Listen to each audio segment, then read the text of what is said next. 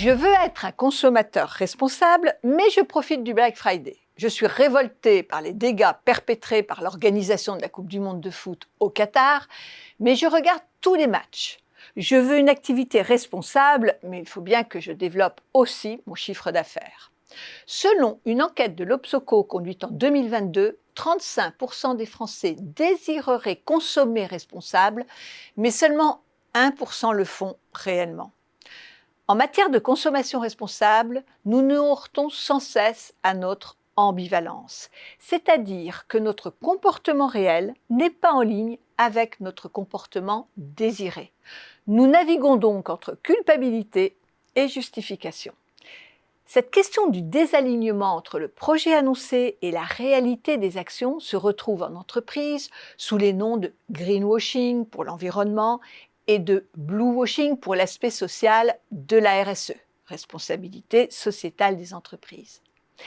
Il y a des explications et des justifications, le prix du bio, l'importance de faire tourner l'économie, le bien-être, la satisfaction de posséder, le statut social que donne la consommation.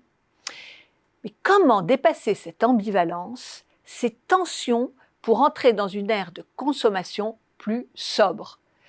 Car il va falloir changer de récit. En effet, depuis les 30 Glorieuses, le grand récit porte sur une consommation, source de reconnaissance sociale. Dis-moi ce que tu achètes, je te dirai qui tu es. Et de gratification. Dans cette vision, plus on consomme, plus on existe et plus on nage dans le bonheur.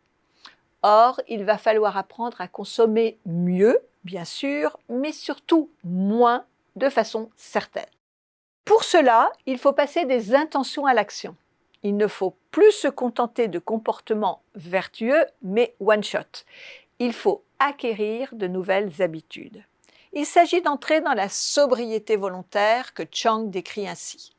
Un style de vie qui vise à réduire la consommation matérielle et à minimiser le gaspillage, afin de libérer des ressources personnelles, temps et argent, et de rechercher la satisfaction à travers les aspects non matériels de la vie. Comment ?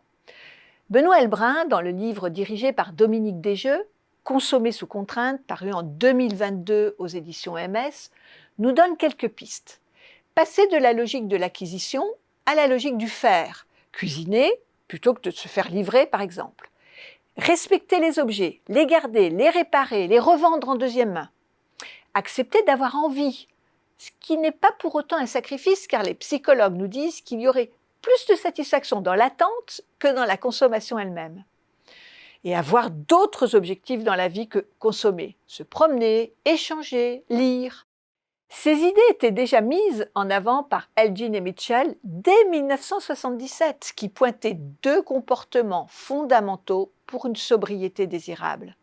Reprendre le contrôle de sa vie et moins dépendre des entreprises, et surtout se libérer de l'encombrement extérieur et développer sa vie intérieure, tant sur le plan psychologique qu'intellectuel. C'est un bon début pour un nouveau récit d'une consommation responsable, d'une sobriété heureuse. On s'y met quand ?